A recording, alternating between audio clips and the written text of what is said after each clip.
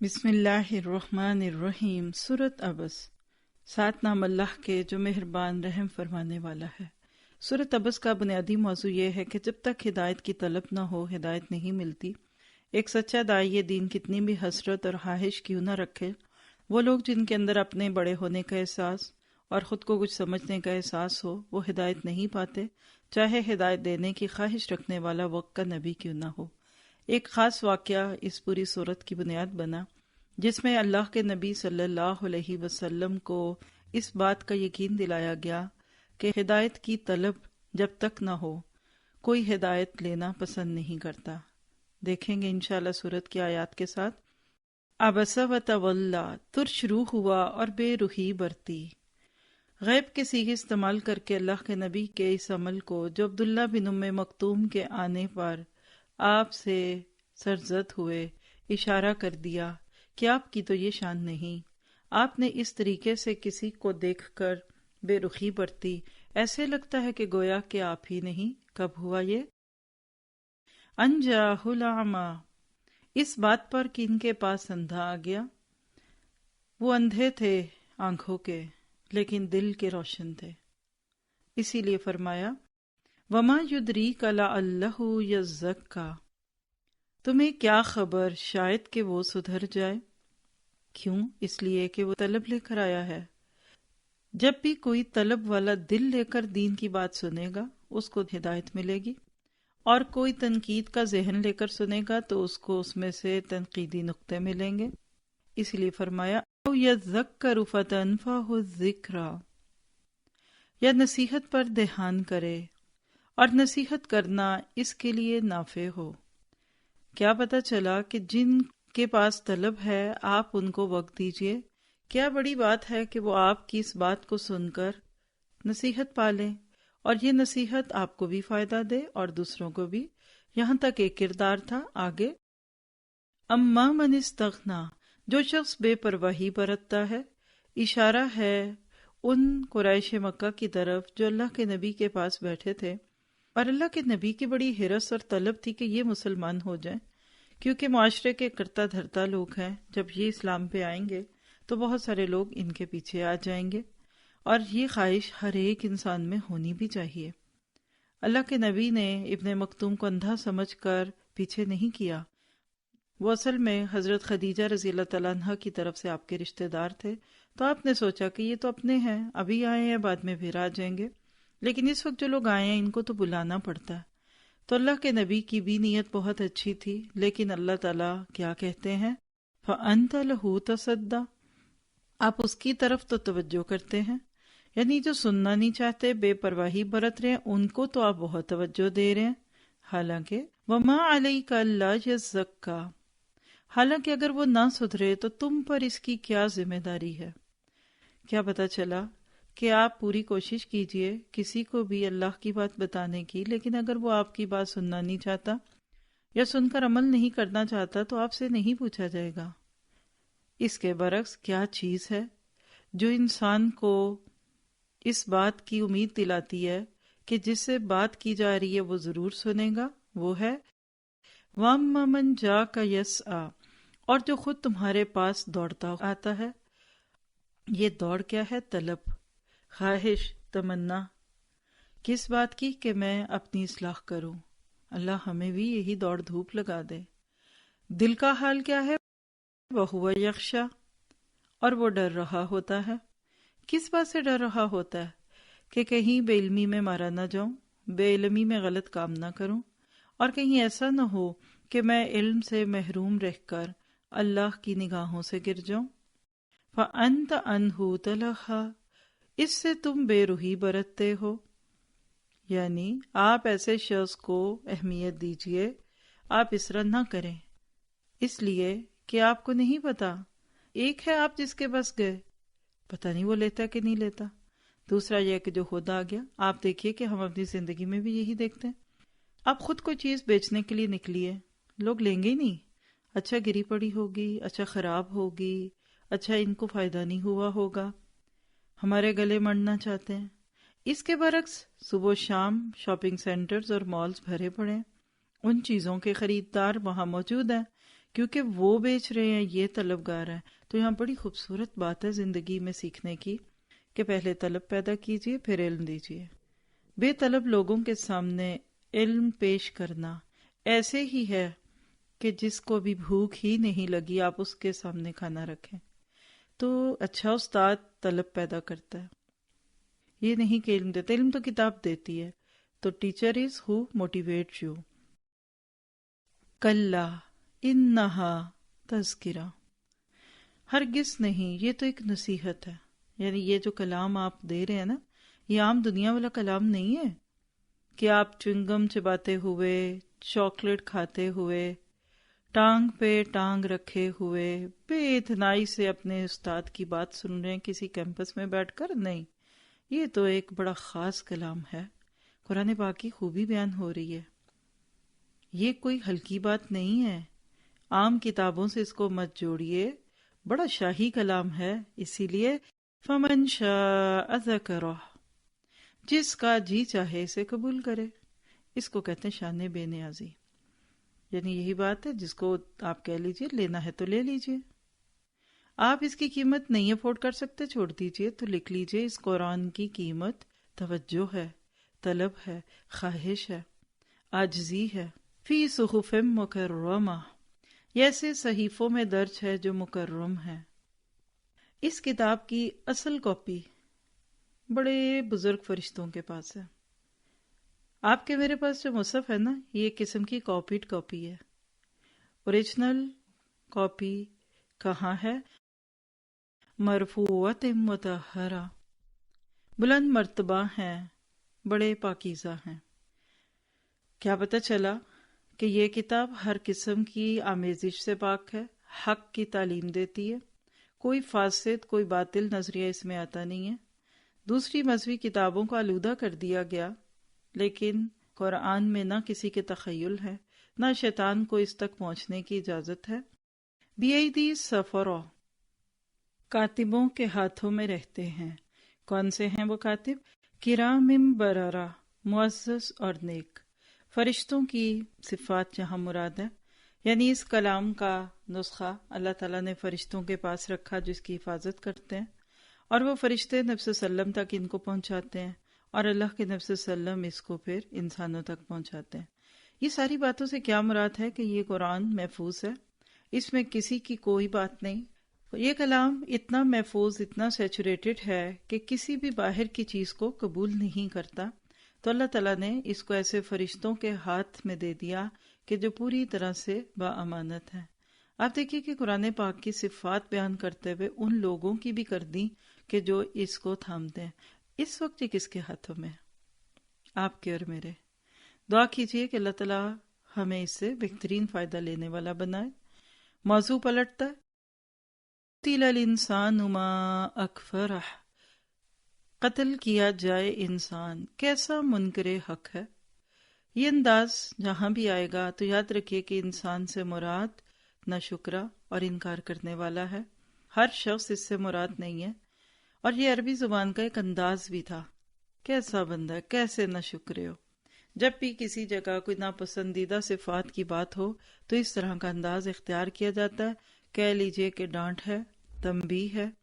اور نصیحت کا یہ طریقہ بہت مؤثر ہوتا ہے کہ جب بات بڑے عمومی انداز میں کی جائے.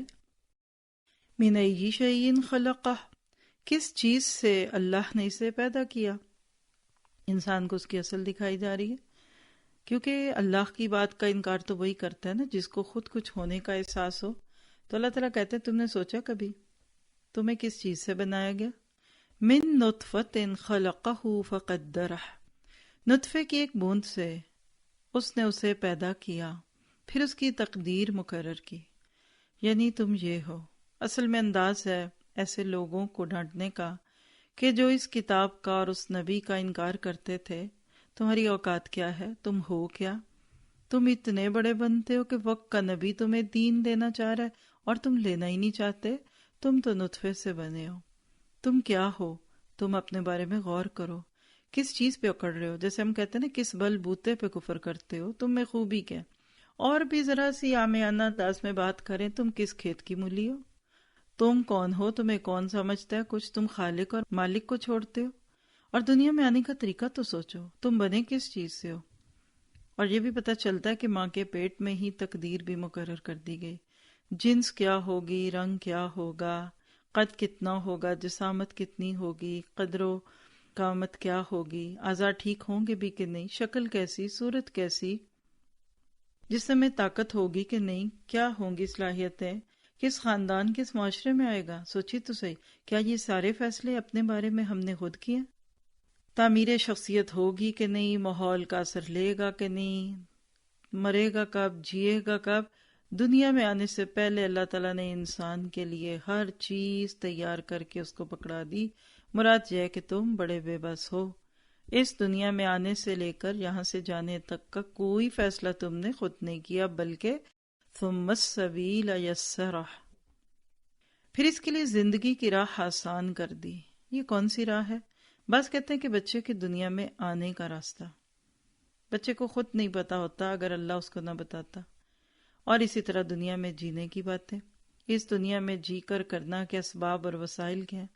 اگر اللہ نہ سکھاتا تو بتائیے کوئی بچہ دنیا میں آ کر ماں کا دودھ بھی پی سکتا تھا؟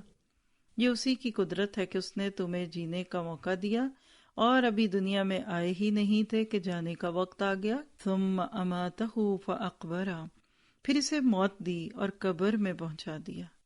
ایسے لگتا ہے کہ 4 لفظوں کی کہانی ہے زندگی کی، نہ پیدائش پہ قادر، نہ تقدیر پہ قادر، اور اب تم موت کے معاملے میں بھی اللہ کے آگے بے بس ہو۔ کب، کہاں، کس جگہ مرو گے؟ سوچیے ذرا اپنے بارے میں کہاں مروں گی؟ سفر میں کہ حضر میں؟ گرمیاں ہوں گی کہ سردیاں؟ میری قبر کہاں بنے گی؟ مجھے جنت معلیٰ میں دفن کیا جائے گا، مجھے جنت البقیع میں، یا میں کسی غیر مسلم ملک میں مروں گی؟ دعا کیا کریں کہ اللہ اچھی جگہ قبر دے دے۔ اور یہ سارا کچھ ایک انسان کے لیے بہت اہم ہوتا ہے۔ سوال پیدا ہوتا ہے کہ فاقبرہ کہہ کر قبر کو کیوں اتنا نمایاں کیا؟ تو آپ دیکھیے کہ اگر انسان کو قبر نہ ملتی تو جانوروں کی طرح اس کی لاش باہر پڑی گلتی سڑتی، مرنے کے بعد جو جسم میں تبدیلیاں آتی ہیں کیا ہوتا ہے؟ تو یہ بھی تو انسان کی ایک عزت ہے، کیسے پیار سے اس کو غسل دے کر، خوشبوئیں لگا کر، سفید کپڑے میں لپیٹ کر، چند لوگوں کو ساتھ لے کر قبر میں دفن کر دیا جاتا ہے، اس سے پہلے دعائیں کی جاتی ہیں۔ تو یہ بھی عزت ہے۔ اسلام سے زیادہ خوبصورت طریقے سے مرنے والوں کی تکریم کوئی نہیں کرتا۔ اچھا، کیا یہیں تک بس اللہ کا اختیار تھا؟ نہیں، ثم اذا شاء انشرہ، پھر جب چاہے وہ اسے دوبارہ اٹھا کھڑا کرے۔ یعنی جیسے اس دنیا میں تم اپنی مرضی سے نہیں آئے تھے، اسی طرح وہاں بھی تم اپنی مرضی سے نہیں آؤ گے۔ جب جہاں جیسے اللہ چاہے گا، جب اللہ کا حکم ہوگا قیامت آئے گی اور تمہیں اٹھا کھڑا کیا جائے گا۔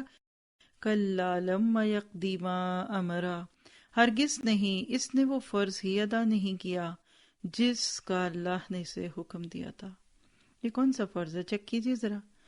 اس سے پہلے جو فرض نماز تھی میں نے پڑھ لی ہے؟ کیا اس سال کے فرض روزے میں نے پورے کر لیے؟ کیا میں نے 1 سال سے جو چیزیں میرے پاس سیونگز کی صورت میں نے اس میں زکوٰۃ دے دی؟ عام مانی تو یہی ہے نا۔ اور اگر اس کو بہت کھول کر دیکھ لیجئے تو فرض سے مراد کیا؟ فطری ہدایت۔ اللہ نے دنیا میں ہر انسان کے آنے کا ایک مقصد رکھا ہے، اس کو دنیا میں جینے کا مقصد بتا دیا۔ تو کیا میں نے آپ نے اس دنیا میں آنے کا مقصد پورا کیا؟ اور کس نے دیا؟ یہ اللہ نے دیا۔ اب غور و فکر کروایا جا رہا ہے۔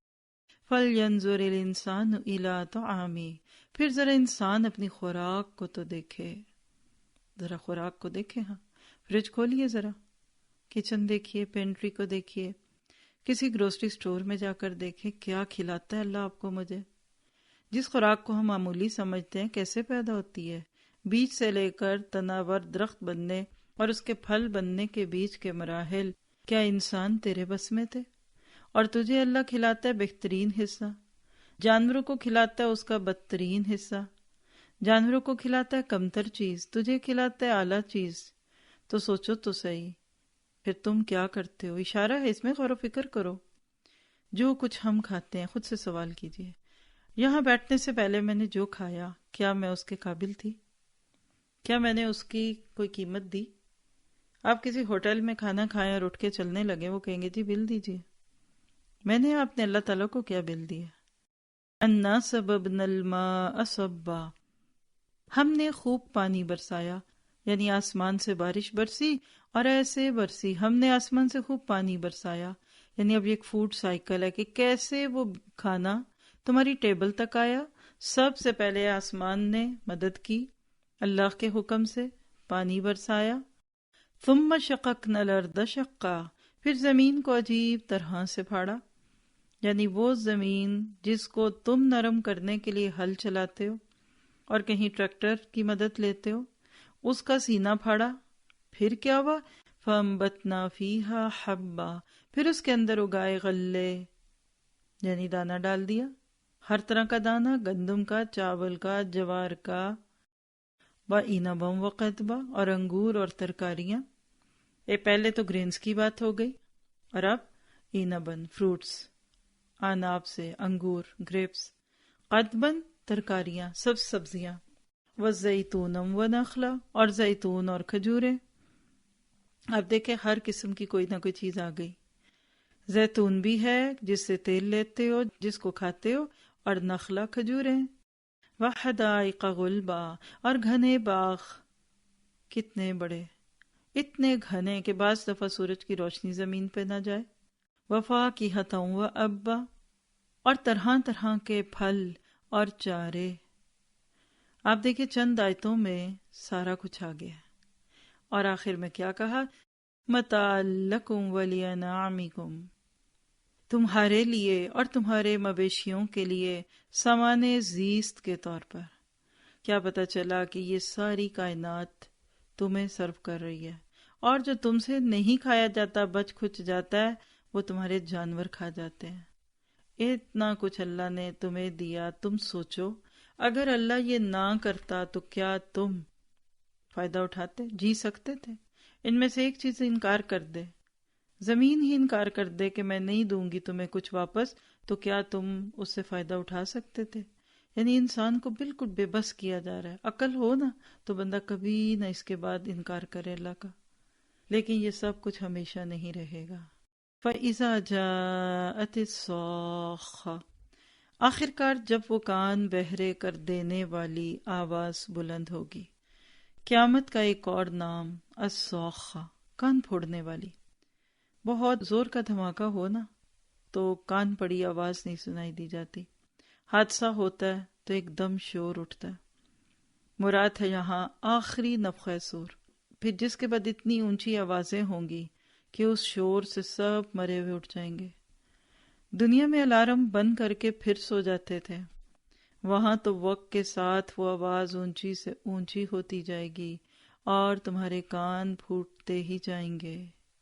اور اصل کہانی تو اب اس کے بعد ہے، یوم یفر المرء من اخیہ، اس روز آدمی اپنے بھائی سے بھاگے گا۔ کیوں؟ دیکھیں دنیا میں بھائی کی طرف بھاگتا ہے، پیار سے، محبت سے گلے لگانا چاہتا ہے، ادھر کیا ہے؟ کی طرف نہیں، اس سے اپوزٹ، صرف بھائی سے نہیں، وَأُمِّهِ وَأَبِيهِ، اور اپنی ماں سے اور اپنے باپ سے۔ یہ کیا ہوا؟ ماں باپ تو بڑے پیارے تھے زندگی میں، آج ماں کو دیکھ کے دور بھاگ رہے ہیں، باپ سے بھاگ رہے ہیں، اور چلے کوئی بات نہیں، کوئی اور بھی ہوگا اپنا، نہیں، وَصَاحِبَتِهِ وَبَنِيهِ، اور اپنی بیوی اور اپنی اولاد سے بھاگے گا۔ دیکھ لیجئے قریب کے سارے ہی رشتوں کی بات ہو گئی، وجہ سب پہ بات اینڈ پہ ہوگی۔ کیوں سب سے بھاگ رہا ہے انسان؟ اس لیے لِكُلِّ امْرِئٍ مِّنْهُمْ يَوْمَئِذٍ شَأْنٌ يُغْنِيهِ، ان میں سے ہر شخص پر اس دن ایسا وقت آ پڑے گا کہ اسے اپنے سوا کسی کا ہوش نہ ہوگا۔ آپ اور میں اپنے ہر رشتے کو تصور میں لائیں، اپنی ماں کا سوچیے، باپ، بھائی، بیوی، شوہر، بچے، دل نہیں دھڑکتا ان کے اندر؟ پیچھے سورۃ معارج میں بھی آیت 10 سے 14 میں گزرا تھا یہی مضمون، یہاں پھر آ گیا۔ مطلب یہ ہے کہ وہ پیارے رشتے جو دنیا میں بڑے پیارے تھے، جن کی مصیبت دیکھی نہیں جاتی تھی، ہم ان کو مصیبت میں مبتلا دیکھ کر ان کی مدد کو دوڑتے تھے، آج ان سے بھاگیں گے۔ کیوں؟ کہ کہیں وہ مجھے مدد کے لیے نہ پکار لیں۔ اور اس سے ایک اور مطلب بھی ہے کہ دنیا میں اللہ سے بے خوف تھے، آخرت سے غافل تھے، ایک دوسرے کی خوشی کے لیے گناہ بھی کیے، ایک دوسرے کو بہکایا، اس کے برے نتائج جب سامنے دیکھے تو ایک دوسرے سے بھاگے، کہیں کوئی اپنے گمراہ ہونے کا ذمہ مجھ پر نہ ڈال دے۔ بھائی کو بھائی سے، اولاد کو ماں باپ سے، شوہر کو بیوی سے، اور ماں باپ کو اولاد سے یہ خطرہ ہوگا کہ کہیں یہ ہمارے خلاف مقدمے نہ کر دیں اور مقدموں میں گواہ نہ بن جائیں۔ قیامت کی کینچی جہاں باقی ساری چیزوں کو کاٹے گی نا، وہاں محبتوں کو بھی کاٹ دے گی۔ قیامت کا دھماکہ جہاں باقی چیزوں کو تباہ کرے گا نا، تو وہاں قیامت کی کینچی سارے رشتوں کو کاٹ دے گی اور لوگ پریشان ہوں گے۔ اس کے برعکس وجوہ یومئذ مسفرہ، کچھ چہرے اس روز دمک رہے ہوں گے، مسفرہ چمکدار، روشن۔ اور کیا ہوگا ان چہروں میں؟ ضاحکۃ مستبشرہ، حشاش بشاش، اور خوش و خرم ہوں گے۔ یہ کون سے لوگ ہیں؟ جنہوں نے اپنے حصے کے کام کیے، جنہوں نے زندگی میں اپنے حسن ہی کو سب کچھ نہ سمجھا، جنہوں نے زندگی میں اپنے جان مال وقت کو اللہ کے رستوں میں لگایا، وہاں وہ خوش ہوں گے کہ کام کر کے آئیں۔ آپ دیکھیے کہ کام کر کے تھکن ہوتی ہے نا، اس کا مزہ ہی اپنا ہے۔ دنیا کام کی جگہ، آخرت آرام کی جگہ۔ اس کے برعکس وَوُجُوهٌ يَوْمَئِذٍ عَلَيْهَا غَبَرَةٌ، اور کچھ چہروں پر اس روز خاک اڑ رہی ہوگی، غبار ہوگا، گھبراہٹ۔ اور کیا ہوگا؟ تَرْحَقُهَا قَتَرَةٌ، کلونس، کالا پن چھایا ہوگا، یعنی چہروں پہ سیاہی ہوگی۔ یاد رکھیے اس سے مراد دنیا کے سیاہ فام لوگ نہیں ہیں، اصل میں یہاں ریگریٹ، حسرت، افسوس، گلٹ، میں نے زندگی ضائع کر دی۔ دنیا میں سوچیے ذرا، وہ طالب علم جو وقت پہ نہ پڑھے اور امتحان میں فیل ہو جائے، تو جس دن سب اپنے رپورٹس کارڈ لے کر خوشی خوشی جائیں، اس کے چہرے پہ ایک رنگ آتا ہے اور ایک جاتا ہے۔ کون ہیں وہ لوگ